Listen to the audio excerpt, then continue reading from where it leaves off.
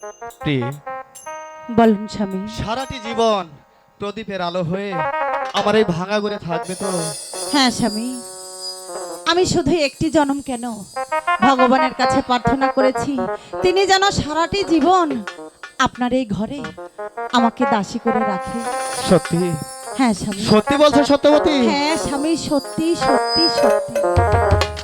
প্রদীপ হয়ে স্বামী, থেকো প্রিয়ে,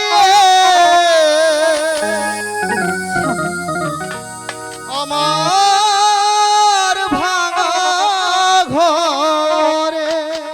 স্বামী, ও